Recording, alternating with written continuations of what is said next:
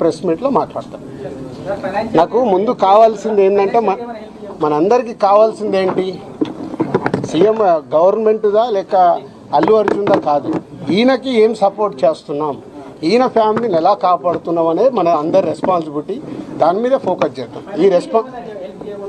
Yes, ఫైనాన్షియల్గా అన్ని రకాలుగా భాస్కర్కి నిలబడబోతున్నాం. అది నేను లీడ్ చేస్తున్నాను. నేనే పక్క నుండి నేను అన్నీ చేయిస్తాను. అది చెప్పడానికే సీఎం గారు చెప్పమన్నారు.